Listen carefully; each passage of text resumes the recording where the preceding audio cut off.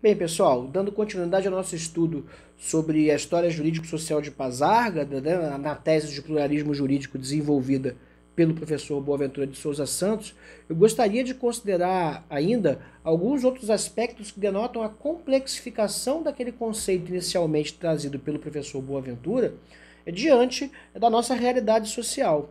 Percebam que quando o poder público se afasta ou se omite de prestar os seus serviços e de manter uma presença legítima ou aceita como legítima pela comunidade de onde ele se ausenta, é natural que as estruturas sociais vão se redefinindo e que as relações permaneçam ali numa tentativa de consolidar novas formas jurídicas.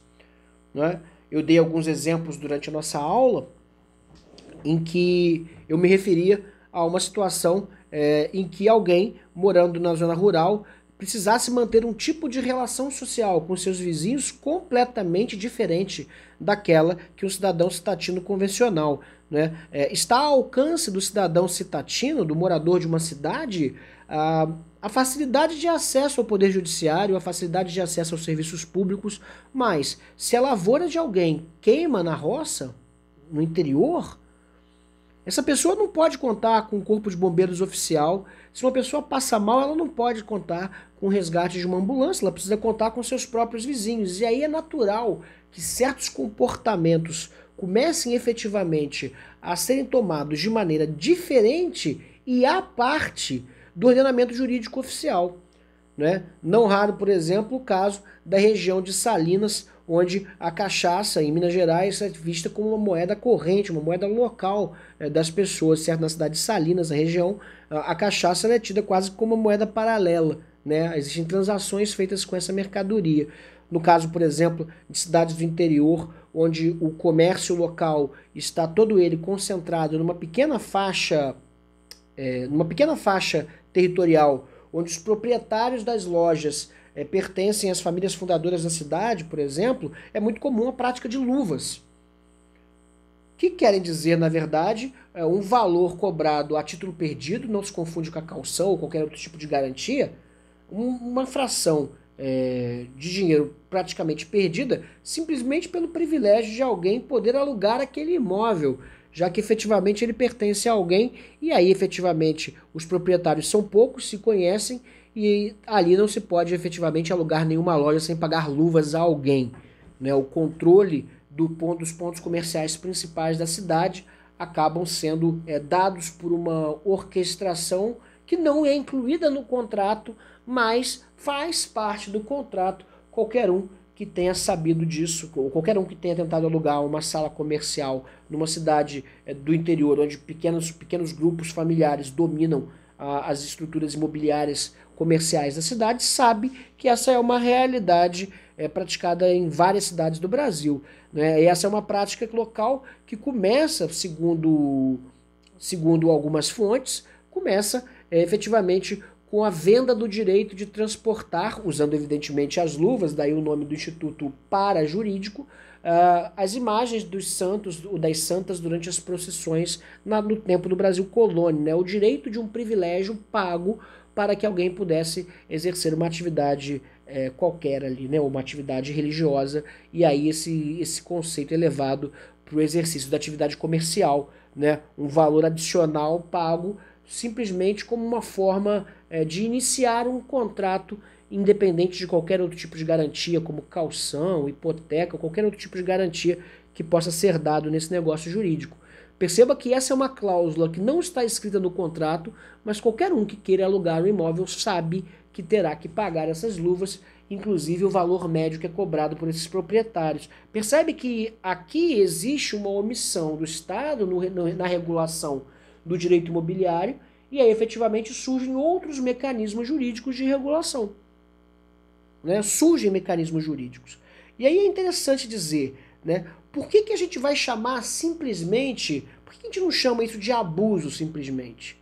Porque na verdade é legitimado, as partes entendem, gostando ou não, elas aceitam essas condições e acabam por viver sobre essas regras.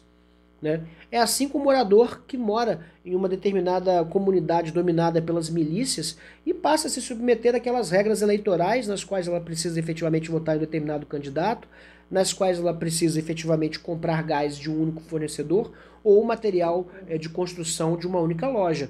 Então essas relações dadas por essas comunidades, elas poderiam ser simplesmente rejeitadas como ilícita, mas por outro lado, elas são desenvolvidas e desempenhadas naquele interior na certeza de que o Estado nada fará para interrompê-las.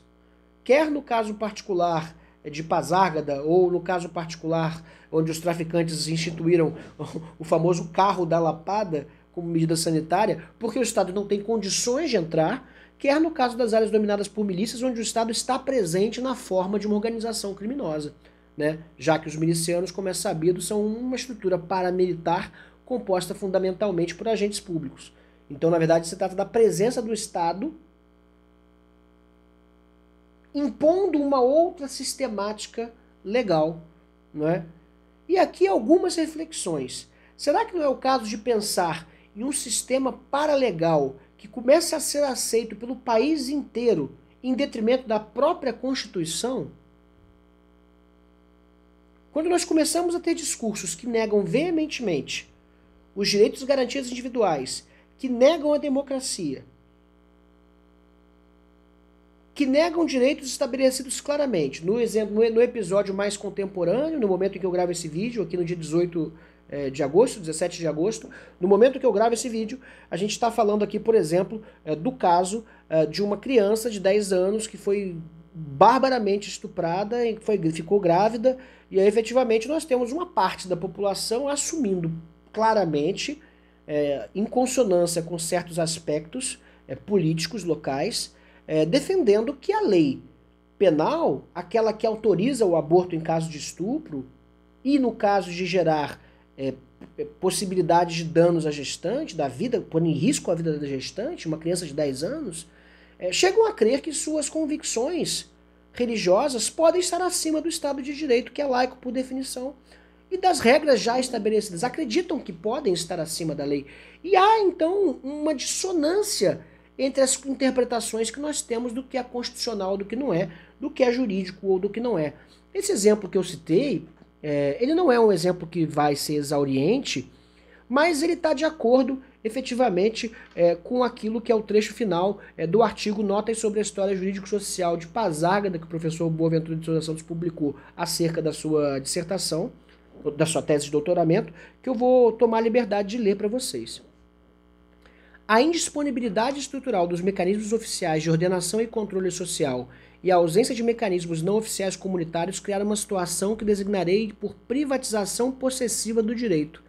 É uma situação suscetível de ocorrer, por exemplo, em sociedades muito jovens, constituídas à margem dos estatutos organizativos definidos, como é o caso das sociedades de fronteira ou em sociedades em fase de ruptura, devido à revolução, guerra, etc., e em desestruturação e reestruturação profundas.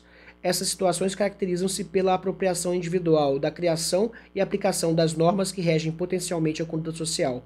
Cada unidade social constitui-se em centro de produção de juridicidade com uma vocação universalizante circunscrita à esfera dos interesses econômicos ou outros dessa mesma unidade, na medida em que a realização social de tais interesses se processa harmoniosamente, isto é, sem ocorrência de conflitos entre os vários centros individuais de juridicidade. A relação entre estes é de extrema autonomia e tolerância recíprocas. No momento, porém, em que os conflitos surgem, o choque não é meramente entre reivindicações fáticas ou normas jurídicas isoladas, é antes entre duas ordens jurídicas, duas pretensões globais de juridicidade, ou ainda entre duas vocações contraditórias mutuamente exclusivas de universalização jurídica. Nessas condições, o conflito atinge rapidamente uma intensidade extrema, pois que tende a generalizar-se a todas as relações sociais entre as partes conflitantes e inclusivamente aquelas não envolvidas inicialmente no conflito. O conflito é entre dois poderes soberanos entre os quais nenhum poder mediador pode interceder. É um conflito global e insolúvel. Eu espero que vocês tenham gostado dessa sequência de vídeos. Eu estou disponível para tirar as dúvidas de vocês em qualquer ambiente em que eu esteja, e agora particularmente nos ambientes virtuais. Mande mensagem nas redes, fale comigo através do Microsoft Teams ou deixe as perguntas nos comentários. Fiquem à vontade.